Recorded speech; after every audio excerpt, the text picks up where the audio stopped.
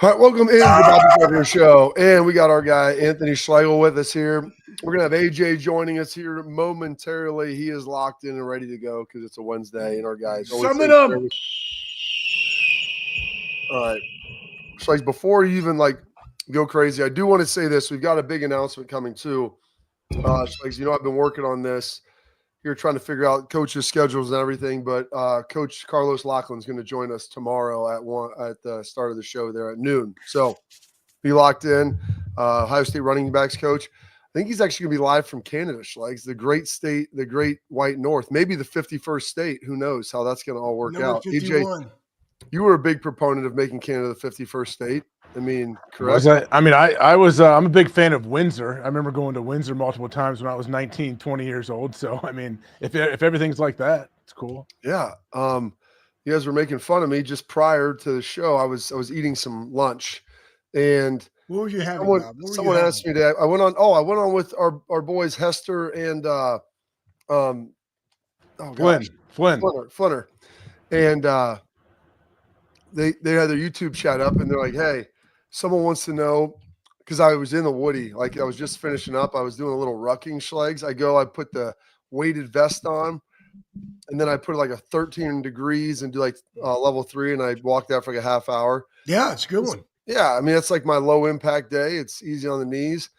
I've been nursing this hamstring pull, so I'm trying to get back from that. So that's helping some condition with that. And they asked me in the chat, like, what are you going to eat for breakfast? Like, well, I don't usually eat breakfast anymore, but I love breakfast, so I eat breakfast for lunch. So what that was 5 eggs.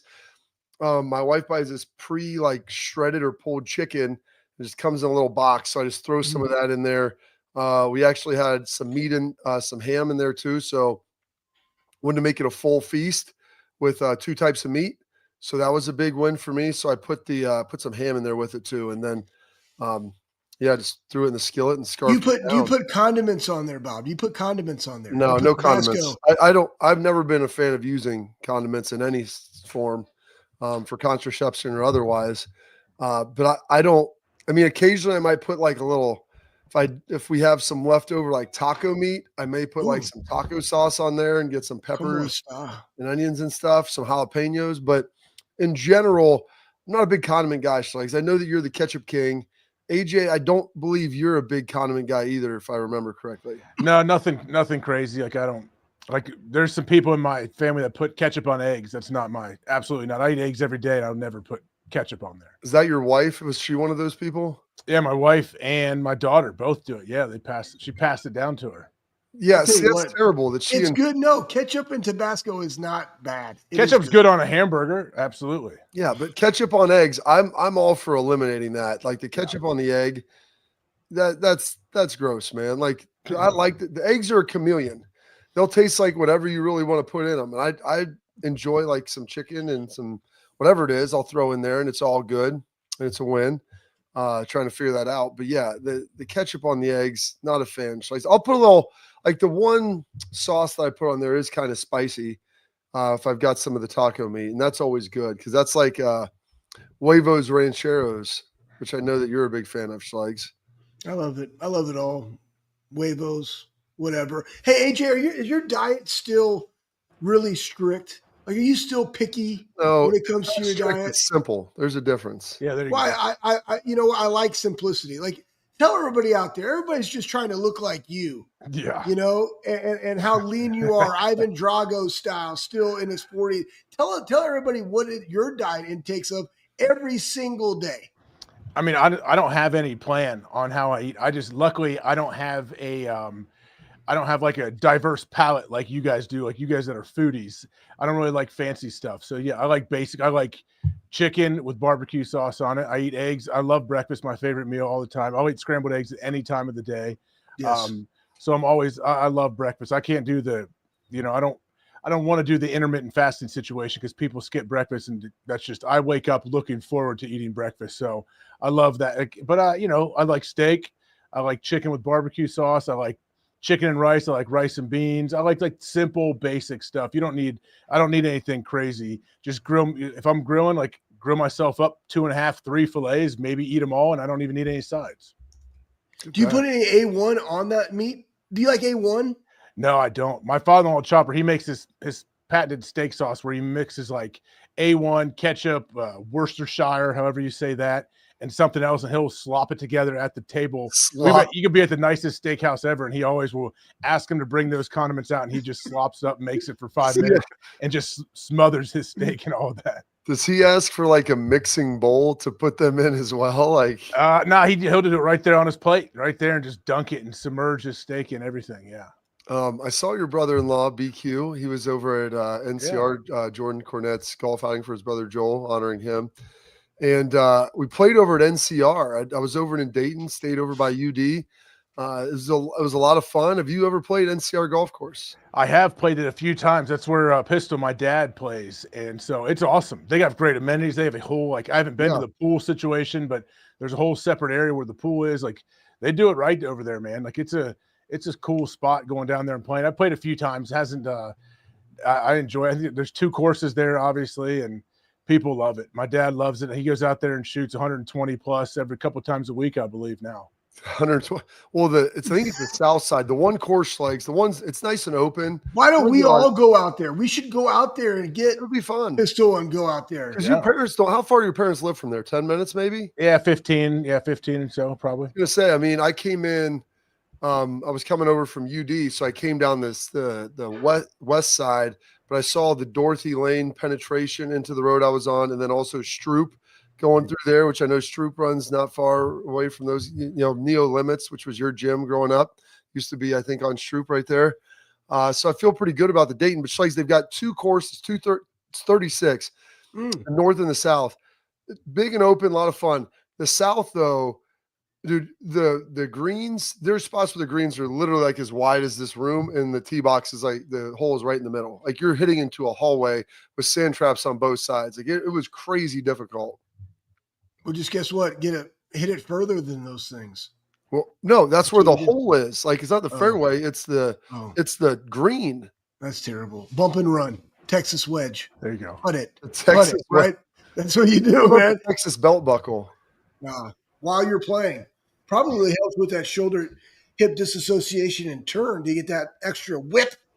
Hey, how's the back feeling? I mean, we've started to turn the corner on that. I did. I turned the corner for a few days and then went right back to where I was. So I was in Baltimore this past weekend, walking around in 95-degree heat and humidity out there. Yeah, looking like I don't know what I looked like, trying to, no sudden movements. Once I get started, I can't stop. Don't startle me. Don't step in a hole. Don't sneeze, anything like that. Yeah, try to carry anything. It was a battle, but you know what? Like, always have my kids walking my back. That always helps it out. Have them walking my back at night and crack it a few times. And yeah, we're on the mend. We're getting better. It's just something you got to figure out. You know what you should try? Well, so like you remember Marv Albert? He did that. The back walks, and there was the back biting. In the back biting. I think. Yeah, he was a different. I don't know if he had back pain. I think that was more of just like a recreational activity. But you never know. I mean, like, hey, listen, when you're in that much pain, AJ, you know what? I kind of find this comical. Okay. Because right now you're dealing with some back pain. I got Bobby over here dealing with some hamstring, and I'm feeling juicy. I'm feeling frothy. I'm just saying. And I still lift heavy. Maybe there's something to that. We should all just come over and get bumpy, man, with some heavy iron. Maybe that's what you're missing. I'm not pulling my hammy. I can't. I'm not running fast enough to pull a hammy right now, hopefully. But yeah, the back thing, yeah, I've been very lucky where I don't usually have like back situations, back issues, but every once in a while something will happen and something gets a little out of line, but you just got to figure it out. You just got to keep going, and eventually other stuff hurts worse and your back doesn't hurt as much. So then you're good. Hey, when's the Tahoe deal? When's that? That's coming up. I know, so we got to get you right, bro. Yeah, we got to get this fixed. I'm leaving. Well, my back. Yeah. We're good. I've done it out there actually. I remember one year I was walking. I hit my first tee shot and I bent down to pick up my tee, and boom! It was like everything locked up on me. And I'm just as I'm walking. That was the first day one of having 3 days in a row of competitive rounds. That was a battle. But you know what? Sometimes when you're hurt in situations like that, you can only worry about and think about your back, so you end up playing better. You end up doing better. I've had games like that to where I go in like, oh man, my back is so messed up, and end up playing pretty well because you're not worried about the normal football stuff. You're just trying to figure out how do I survive out here and try to move and try to run, and then things always, they usually end up okay. Usually end up okay. I mean, that's the best part is that when I've talked to you about it, you were telling me like, well, the good thing is my knee doesn't hurt as bad because all the pain was directed into your back. And I've tried to tell someone like, you can only feel so much pain in life. Like, it's like the major pain, like my leg, and then you dislocate your finger and then your finger hurts more. So I'm glad that we were able to kind of navigate that and work. Our guy Beam is watching the show. Schlegs Beam hopped in the chat. I know, man. I love Beam. I used to work over at NCR. I was trying to get some Bill's Donuts, AJ. I didn't have time to go over and grab some of those in the morning. Tell everybody about the beauty is Bill's Donuts. Yeah, it's a Centerville staple, no question. Right in the heart of Centerville, Ohio. I used to ride my bike there as a kid. It's one of those places where I don't know how your guys' school was, like elementary and high school. Usually every Friday, someone would be designated to where they would bring in Bill's Donuts for like your homeroom or your advisory, whatever you call that first period. And it's right in the heart of it. So yeah, just one of those like local meetup spots that cool Centerville has, and it's open 24 hours a day. Who knows? I don't know what's going on behind the scenes or whatever, but they figured it out. Like they know. This was before this, donut things have taken off now. There's all these different donut shops you go to now, and people present it and they're like cake and they dip it in front of you and they make all these weird things. Like Bill's was ahead of their time. Bill's Donuts been going on, I don't know how many years, but yeah, it's an absolute staple if you get back to Centerville. I tell you what, now you guys got me frothing over here. I love donuts. Like down in Circleville, we got Lindy's Donuts, and they make the pumpkin donut, and they're pretty delicious. They're right there, like off the main drag. Yeah, I was talking to Sweet Lou my dad off the main drag. Yeah, I mean, what are you talking about? I am your dad's age. We just played together, you and I, sort of, and then we had, and then I was talking to Sweet Lou the other day, and he's the Buckeye Donut King. He looks fantastic, by the way. It's surprisingly enough, he got off the donuts and he looks fantastic. He got a really strict diet, and he's doing great. But I tell you what, now you guys just got me kind of jonesing for some donuts. Well, maybe that's going to be my Friday morning on my drive back to Ohio. I'm just going to pound a 12-pack of donuts. That's right. My dad brings Timbits to the kids every time he comes to the house. That sounds amazing. Claus. Yeah, the little box for each of them. Then they just crush them down. Age, have you got a chance to see? I know you're a big guy that likes to watch a lot of documentaries and things. Have you gotten to watch Surviving Ohio State yet? I've seen like the first half of it. I've not seen everything, but I knew I remember reading about it when it was in the works and they were talking about it coming out. I mean, what a brutal situation that was. That was terrible. I mean, you got halfway through, you got to finish to the end because I will. I don't even know where to go with it, Bob. Well, I mean, listen. Here's the thing. Like, we got a lot of physicals growing up, and we get physicals at Ohio State. And, like Dr. Lombardo, I'm watching with the kids. I'm like, well, that was my doctor right there. I mean, Dr. Lombardo did a good job trying to stop everything. And he was the one that actually got Strauss removed out of there. But you have to come in, both of you guys, and talk to two of the people that have been at the Woody a long time who actually were around some of that and saw a little bit of what was going on, part of the inside investigation, internal investigation. But it's kind of crazy. It was all mostly, none of it was really football related, but you look around, I mean, there was stuff that happened. I was talking to Brady about it with Leash and Nasser up at Michigan State, and just the craziness. There was a guy at Michigan that obviously had the Penn State stuff. And it's wild to kind of think that all that stuff had happened, within the last 40 years while we had been alive. Yeah, I mean, I got to see. So Lombardo is in the Doc Lombardo? Well, they I think pulled video from the internal investigation and used it. He wasn't in it. They were showing him being interviewed though, probably about 8 or 9 years ago, whenever they did that internal investigation. But he was. Well, they talked about Lombardo, and this is what I laughed about this. So they talked about Strauss. And the guy was like, I would go in the shower and I would be the only one in there. And my wife was yelling at me. She's like, why are you laughing at this? I'm like, because then they said Dr. Strauss would come up right beside him. There's all those showers open and just come right beside him and stand there and shower and be aggressive with some of his showering and different things. And I was like, well, that's what AJ, and she's you'd come over, turn the shower right beside a guy, even though there's 40 showers open. maybe pee on his leg a little bit, and then he'd say, "Get out of here," and push you away. But why is the doctor taking a shower with the squad? But why is the doctor? Well, that's the whole point. That's and the that's what question someone right told me. there. You know, he was the first guy in, last guy out of the shower situation too, Oh. and showering with all the groups. They get into some of that and everything else. But when I thought of that, of course, like, why are you laughing? Because that's exactly what we would do to each other. Now, it wasn't near as creepy because we were teammates and there wasn't any improprieties going on, maybe outside of a leg urination. But like the thought of like him doing that and walking up, and then they said he smacked his butt one time, and I'm like, well, we used to go do the old is it Tom Skerritt to Maverick when he's leaning over the sink in his underwear with the goose and gives him the gotta let him go and drags his hand all the way across his back. You know, he gets to get that real intimate touching sometimes in the shower. Or that he never wore gloves ever. There was just so many wrong that things. Was really weird. The glove thing. And I'm what I took away from it, there's a lot that I took away from it. But I also one, kudos to them to bringing this to light, because I know that took a lot. Two, it's the guy, like, I look back at it, I didn't have a second best option. Came to Ohio State, like, you know, if you do say, like, make a big stink about how inappropriate this is, like, you could potentially lose your scholarship, et cetera. And remember, this is the 80s and the 90s, and hell, it was going on in the late 70s. So there is just, you think of that situation, and it's just like, oh, it's just kind of normal. You make fun about it, but it's not. Yeah. And it was, I believe at the very end, there was like 177 documented cases, and I'm sure there was probably hundreds and hundreds that weren't documented. And that's what makes you sick. It's the fact that it went on for 2 decades, and he was able to retire. And then he hung himself. So in 2005. Yep. Real pick me up there, Schleiks. Thanks for finishing that off. You gave You're welcome. away.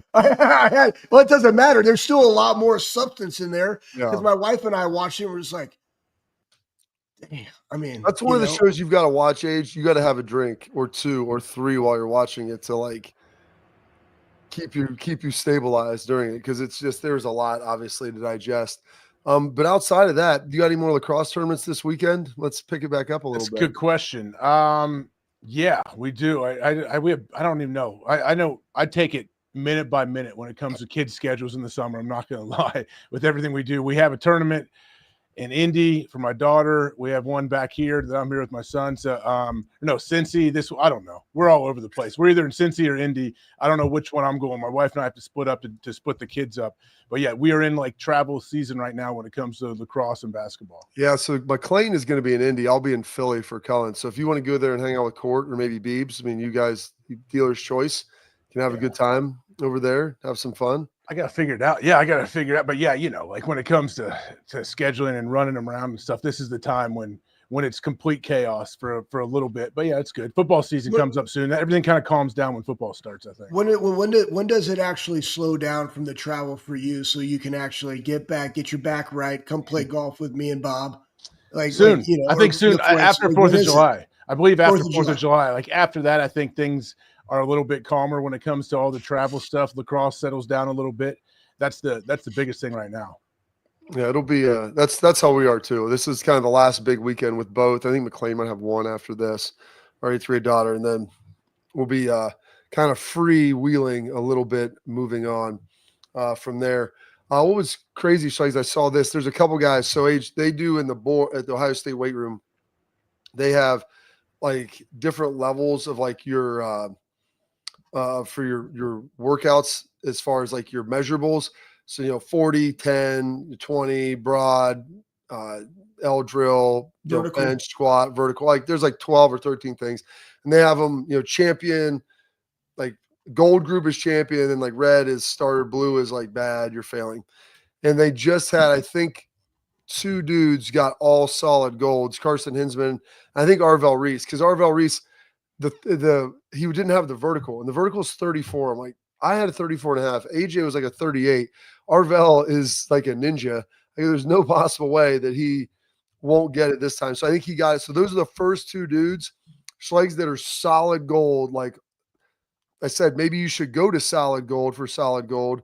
Like our guy Chase, which I think is his name, AJ. I'm still trying to find out his last one. But go to solid gold on that, and it's a big deal. That is big. Yeah, it's like I know they do it a little different than we did back in the day when we were there, but yeah, everything is valued, everything is like ranked, and it's all up there and all that. We had some stuff like that in high school and in college. I know we did, just not to the extent. But yeah, like Schlegs knows, like competition, like iron sharpens iron, man. So those guys are in there every single day. That's what makes the team good. What was your favorite test, AJ? What were the ones that you loved to do that just showed off just your physical prowess? I was never like Bobby is you guys both are like big. You guys are cleaners. I'm not a huge, I can't clean super heavyweight. I never was able to. I love squatting. I love normal old school back squat. I still do. Yes. Benching, I'm never a crazy bencher either, but when it comes to like the movement stuff, I like the short burst agility situations. I don't want half gassers. Like, yeah, I'm not a strider. I'm not a strider at all. I'm not a distance guy. Yeah. So any kind of quick, like L drill, pro agility, that kind of stuff, a little linebacker drills. I enjoy all of that stuff. Like I can go a little short bursts here and there. Like I can do that all day long, but you tell me I got to run some distance or cut 300s or something. Whew, that's a long day for me. Yeah, maybe we'll get you out there to demonstrate some stuff for James. I feel like you might have a couple good reps left in the tank.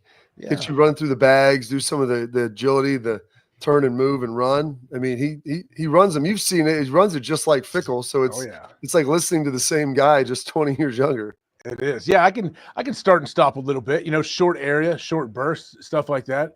It just depends on the day, maybe. But yeah, I could figure it out. Putting cleats on and think about making all those cuts on field turf. Ooh, that's gonna be, ankles, feet, knees situation. That's what I gotta strap in for. That's what I always want to get the kids on turf now. And I'm like, man, I'm just telling you right now, like keep them on grass. You look at all those dudes in basketball that blew their Achilles. I've never seen anything like it. Like I'm trying to figure out why that's happening because I don't remember that when we were kids. Dudes that like weren't crazy old, just popping Achilles doing normal stuff. Yeah, I don't know. I mean, I'm sure they'll do like studies on it and try to figure out why. Because like especially like these big time superstars in basketball have been tearing their Achilles, especially in these playoffs. I don't know what it is. I don't know if it's like style of play, how much they're running up and down. I don't overwork. Who knows? Like maybe that's just what it is. We don't know. Man, these kids are doing so much stuff. Like, they play AAU basketball like all freaking year. You're right. And Reggie Bush brought a thing up. It's like, why aren't we playing on grass? Grass is the best, everybody. Just letting you guys know. And as a matter of fact, I was having this conversation with somebody about why would you put turf in? They're like, oh, because we have other events. I'm like, no, you put stuff on top of it, and you can still have grass. Like, don't make that excuse because you can use the venue for more things. Put the stuff down so you can protect the grass because the grass is the best, period. All right. Before we get you out of here, H, I know you got to go. I'm going to talk about this next. What is your what was your worst punishment in football that you had to do?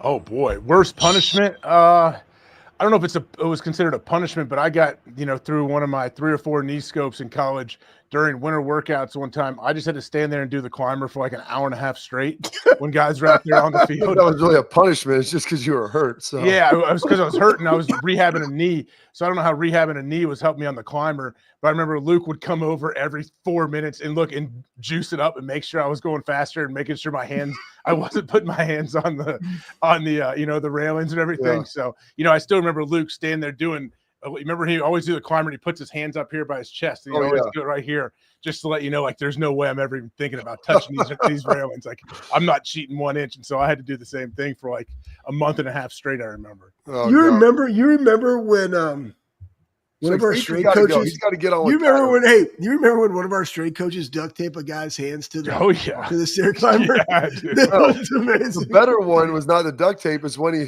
took the broomstick and when he touched it, he would whack his hands and then he kept pulling them off. And the dude fell off the back of the climber through the drywall into the closet. It happens, man. Awesome. Charge it to winning. And we remember those things. Charge it to winning. Hey, he's better for it today. I think I just saw him at the governor's mansion. He's doing fine. He's doing well. All right, hey, you got to go. Go talk to Pat. Tell him, hey, we'll see you later. All right. See you guys. All right, attention parents and athletes. Protect what matters most with Export mouth guards. Trusted by professional athletes, designed by NHL team dentists.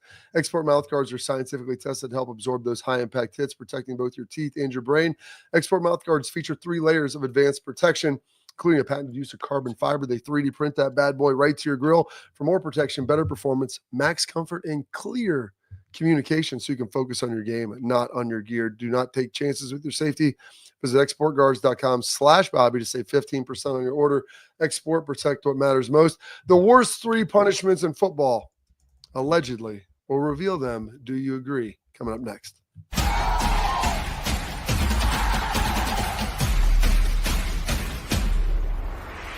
Creative, experience, results. That's what drives growth. That's what builds brands. That's Lake Spur Marketing, a full-service agency built on trust, strategy, and performance, not fluff. From bold strategies to flawless execution, every campaign is rooted in smart planning and driven by clear goals. We don't chase clicks. We build partnerships. We show up, dig in, and deliver every single time. Lake Spur Marketing. The proof is in our partners.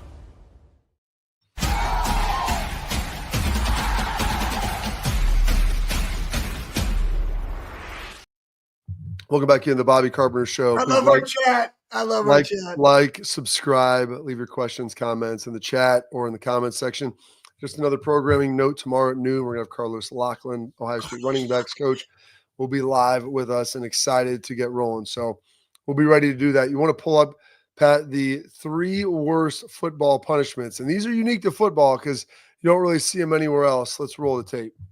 Are the worst punishment drills to do in football? Many players say different things, so today I'll be giving you the top 3 worst punishment drills in football. And make sure you take it in because number 1 on this list may give you PTSD. The 3rd worst punishment drill is bear crawls. Bear crawls start off easy until you're halfway down the field and your arms are burning. Coaches will have you start over when they see one of the players fall. And it doesn't matter how strong you are going to feel bear crawls. But the 2nd worst punishment is arguably worse, up downs. Now y'all boys knew this was coming. Whoever created up downs, I will find you. I promise you. It is almost like PTSD as a player when you hear a coach say, get him chopping. All your equipment feels like it weighs 50 pounds, and at that point, you are just waiting for it all to end. But that isn't even the worst drill. The worst punishment drill in football is rolling. This right here was created directly by the devil himself. Rolling across the field doesn't only make you feel dizzy, but it makes you feel itchy from all the grass on you. And then, so I didn't know where he was going to go. I think you can level up bear crawl strikes. Have you ever done lame dogs, which is a 3-legged? It's 1 leg, 2 arms. Oh, yeah, where you're hopping. Yeah, the lame dog is worse than the bear crawl. The get 'em chopping. When he said that's real talk. It is.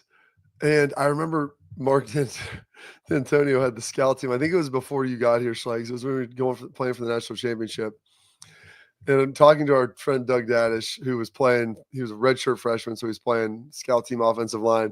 And Dino was shredding everybody. And no one does up downs really in college.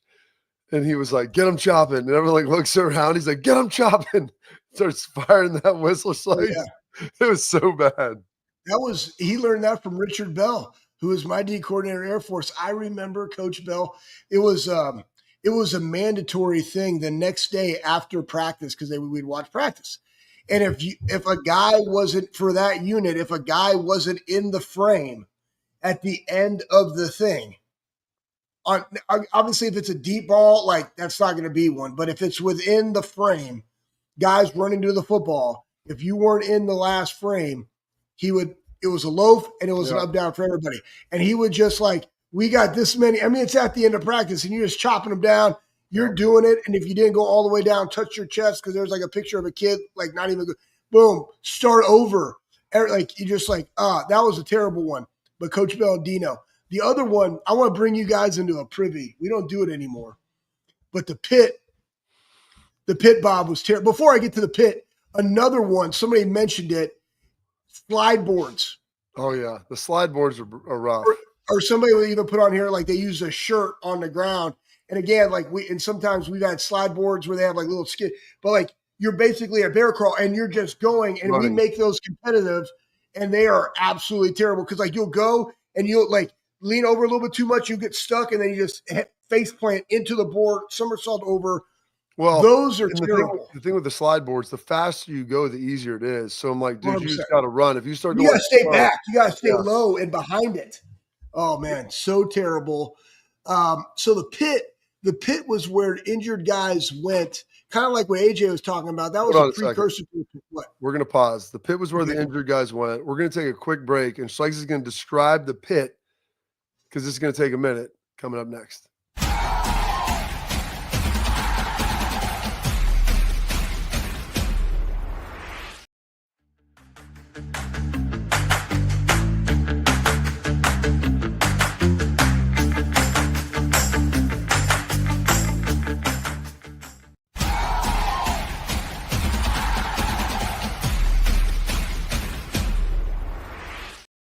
All right. Now we're going to talk about the pit, Schlegs. And Yeah, the pit. When you were injured, this was an incentive to help you heal faster so you could get out and get practicing again. Yeah, the pit was beautiful. There's different variations of the pit. During camp, pit was a man-made pit.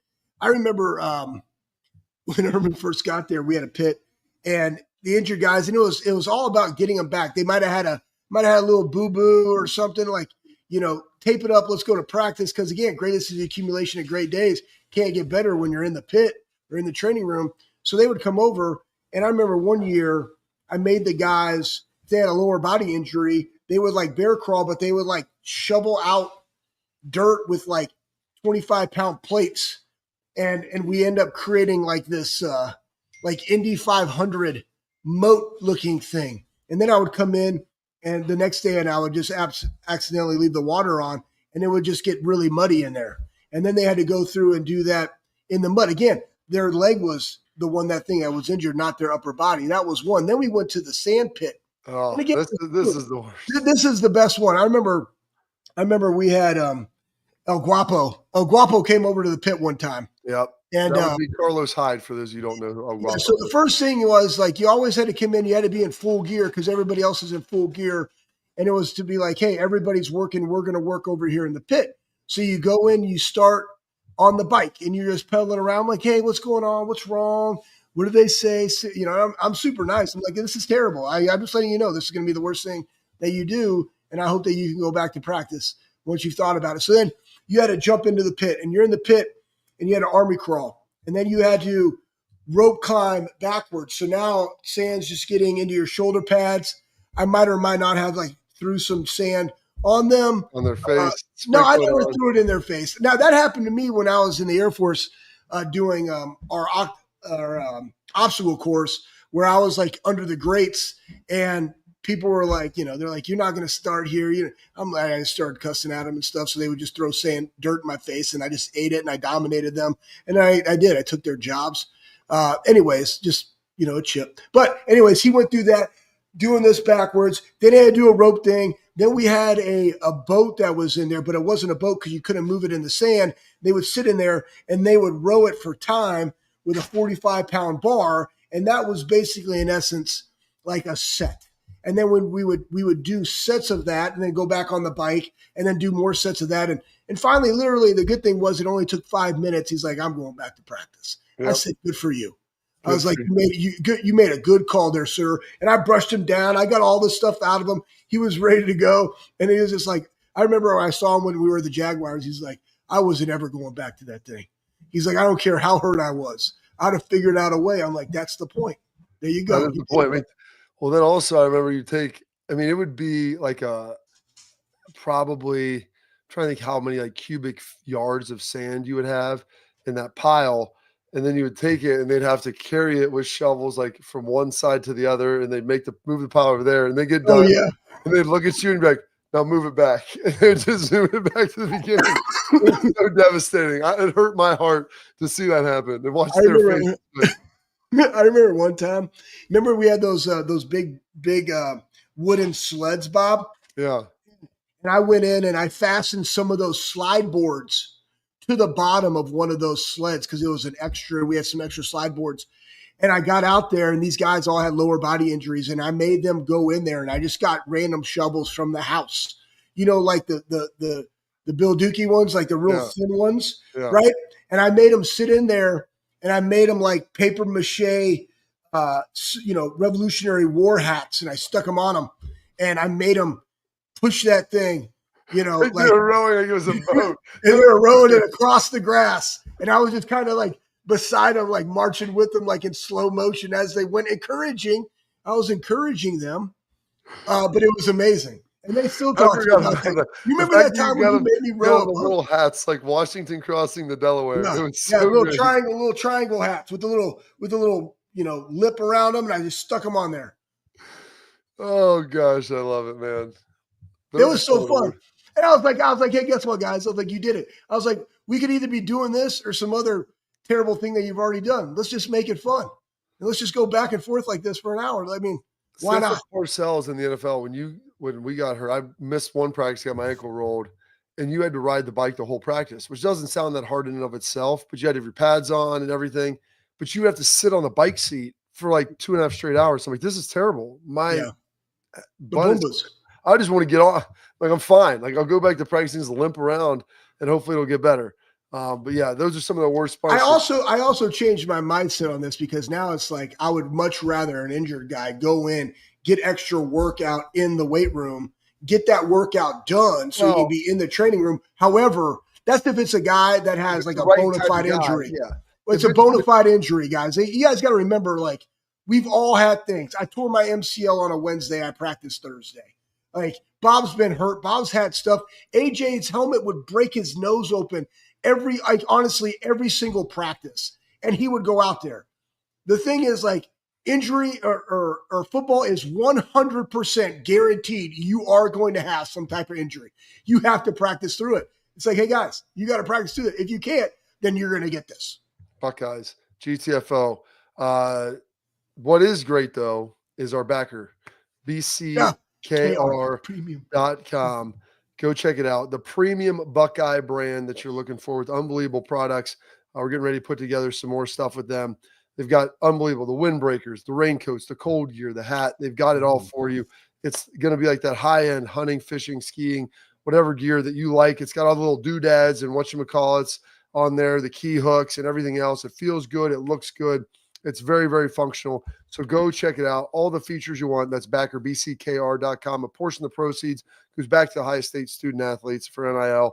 And use promo code Bobby, all caps, BOBBY, backer, BCKR.com. That Bobby promo code is going to get you free expedited shipping. We got headlines coming up next.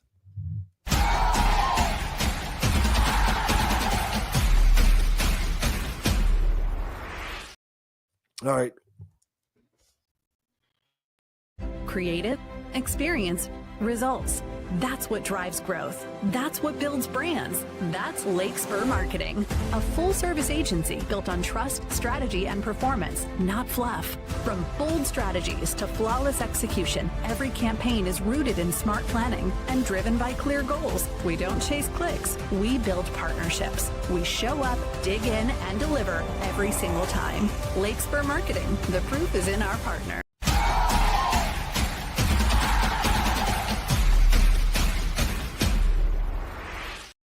Welcome back in the Bobby Carpenter Show, and the headlines are brought to you by our friends over at Lake Spur Marketing. They're the marketing firm that you need, the marketing firm that you want. They provide everything. They're a full-service agency built on trust, strategy, and performance. The Lake Spur team allows you to do what you do best, run your business while they shield you from all the unwanted elements, the cold calls, the noise, all this stuff. They help it grow while you run the thing.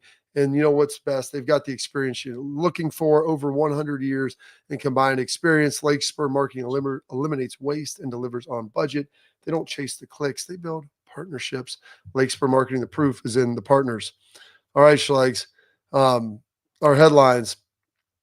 The NCAA game came out, or it hasn't come out yet. They're releasing the 25. And there is one player, I believe we have this in here somewhere. Yeah, it's at the top. It's at the top. JJ. That is right a there, 99. And it's pretty darn impressive. The 99 given to Jeremiah Smith. And to put this in perspective, Travis Hunter last year, who won the Heisman Trophy and played both ways at a very high level and was the number 2 overall pick in the draft, like he was a 98. Jeremiah Smith, and through his first iteration, is the first 99, and the guy still has a year left. So maybe at some point he touches 100. I don't even know if it goes up that high. It's kind of like the governor. Like, they can't give anybody 100. It has to be a 99. Or maybe he goes to like 105 or something like that. Be pretty sweet. But again, it's all about, can we get him the football and who's that quarterback going to be? But he's a freak. He looks fantastic. He's been training. The fact they have a wide receiver that's like him, that looks like an outside backer, is just absolutely insane. He's a genetic freak, and we're glad to have him as a Buckeye. He's built about like Arvell Reese. I know, dude. Makes sense. Thankfully, Arvell's continuing to get bigger, so he's like still 15, 20 pounds bigger than JJ, but it's amazing. And he's the monster in the fan bike challenge, which he won. Oh, he is, bro. As a freshman, which is like how high you can get your what is the power output? The power output. And I mean, for a freshman to be able to do that, and a freshman wideout, meaning his intensity and turnover are crazy fast with resistance. It doesn't even make sense, man. He is just an absolute unit out there. And like we keep talking about, and the best part is like, it's because he trains and he gets after it. Like, he's not a guy that just shows up and throws his helmet out there. No, and I think, like even going in there last year, like Brandon Ennis is that type of guy, like a competitor, trains really hard. Emeka trains really hard. Like that power of that unit, man, that room, it is a prerequisite. It's like, it's part of the room that you go and you train this way and you compete this way, and you just look at their bodies, and they're all built different. Easy, Strauss. But you look at their makeup of them, like they are physically imposing guys that can handle contact. They block well on the perimeter, and they compete, man. And that's what you want from a wide receiver group. Absolutely. They get after it. And it's crazy because like Ennis, they do all that, Dr. Dickel in their Schlegs, doing all the stuff. Like, his physical traits aren't like crazy elite. But I was like, the one thing this doesn't measure is like feel, like some of the subtle explosion, balance in and out. It's pretty interesting to look at this data of what guys do. And then based upon that, are they as good as maybe they should be? Or do some guys ultimately exceed what their physical ability should allow them to do as well? But that's it for our headlines. Coming up next, we answer your questions. You guys have been firing them away in the chat. Fire away a couple more, and we'll get to those here coming up next.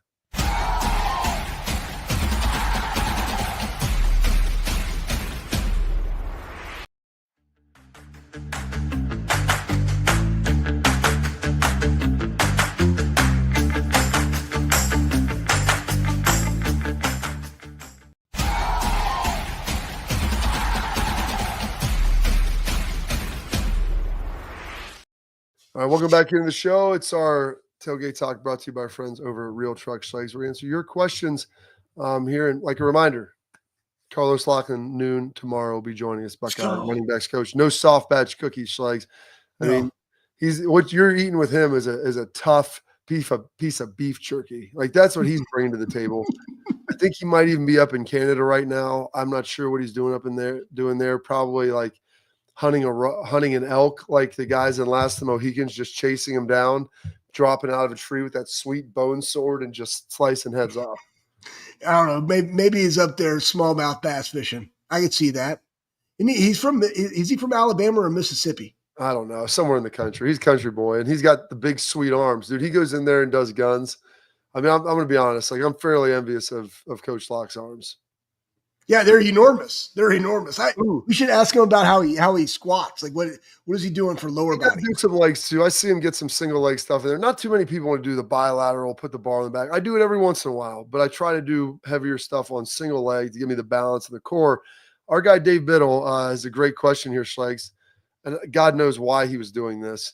And literally only the Lord would know this, because he was rewatching the 2005 Michigan game. Schlegs, was that your best game ever? You were cracking skulls all afternoon. Bob's injury must have inspired you. I don't know about best game ever, but it was a good game. And yeah, it did kind of inspire me. You had James that came in and filled in really, really well. And it was just kind of like, I just remember sitting on the bench and we got you and we went out there. And again, Dave, I appreciate you putting that in there, because now you brought up, I had a penalty on a 3rd and 5 on a tight end on that one too. I remember that. I don't remember a lot of the other plays. I remember I had a penalty on 3rd and 5. You were actually just tackling him as they were trying to run like a little bender over top of you.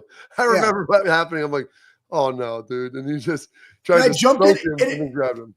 And it was terrible. Like, I didn't even have to do that. I was like, I don't know why I did that, but I did. So, I do remember this. In that game, we stopped the run. And I remember that penalty, and I remember the comeback of being able to watch it on the sideline. And then I remember the after party in the locker room with Eddie, AKA head coach of Bowling Green. Yeah. It's amazing. I mean, honestly, it was even though I broke my ankle, I tell people it was one of the greatest games I was ever a part of. That I love the Texas game too, even though we lost, but we won the game. We won up there, winning in Ann Arbor, very special. It would only been the second time that they had done that since 1987. Obviously won it in 2001, Tress's first game there. But Eddie George is our honorary captain who grew up watching Eddie. And I'd been lugging around that bottle of Crown Royal since the Texas game. And we popped that out in those Gatorade cups and got Eddie involved, having a shot. Troy, the whole crew was over there. And then the best part afterwards is as I was hopping into the shower, I'm trying to be real careful because you're hopping on one leg on a tile floor. And then I was like a lame animal, and the guys all peed on me because I couldn't. Yeah. I remember sitting in the we had some my leg into a toilet seat, like Dave Chappelle style. I couldn't go anywhere. I mean, I wasn't going to hop away and fall on the ground in a puddle full of urine. So just might as well got to eat it then. Oh man, I just remember sitting there afterward before we got in the shower. We were drinking that Crown. I had a huge dip in, and I was just absolutely exhausted. The roller coaster of that game. Oh yeah. The ride back, because it's like you're leaving hostile territory and you get back to the great state of Ohio. It was awesome, man. There was so many great memories. Somebody put in there Gonzo's catch because we're watching it live, guys. We're watching it live, dude. And it was like, what? We're just like, it's one of the greatest plays ever when Troy, as a linebacker, Houdini'd him. He runs like he's going to run. The linebacker fills. Troy literally backpedals up and then throws off his back foot and puts a strike down there to Gonzo. The linebacker's running at him. And then he's like, whoop, and then starts running backwards and just throws that thing. I show my kids all the time. I go, it's probably in the conversation for greatest play I've ever seen in person. There's probably one or two others that I could put in there with Calvin Johnson and people like that, but guy was unbelievable, man. And her Heisman Trophy winner, Troy Smith. That's it for our tailgate talk today. We'll wrap the show. Coming up next for Schlegel's parting thoughts.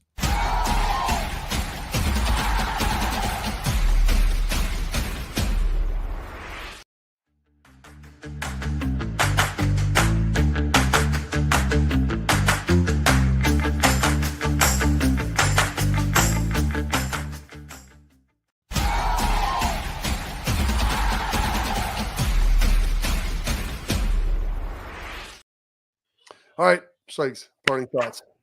Yeah, put it up there, Pat. So, Caleb has done a really nice job. And it was funny because I like watching the comments, and they were like, dude, he could be like a motivational speaker. And if you think about with the coaches, Ryan Day, Mick, all the different things that they were trying to instill in these guys, reading the book, chop wood, carry water. But he's like, at the end of the day, you can't care if you fail. You have to be willing to fail if you're going to succeed. And there's another great one. There's a guy, Scott Fitzgerald. In any case, you must not confuse a single failure with a final defeat. And that's kind of the point. You got to take risks. You got to go as hard as you possibly can. You got to chase the angles. Like we talked about Carson and Veli getting all golds. There's always room for improvements. If you don't get it, you fail, you lose, you get back up. It's not the final defeat. The final defeat is if you stop trying to get better. And that's what I like to see about the Buckeyes. You guys have a great day. Schlegel's, here we go. Get yourself a copy. Chop wood, Yeah. carry water. Got the kids reading it. Let's go. Success isn't linear. It's up and down. All right. That's it. Coach Lachlan tomorrow at noon. See you then.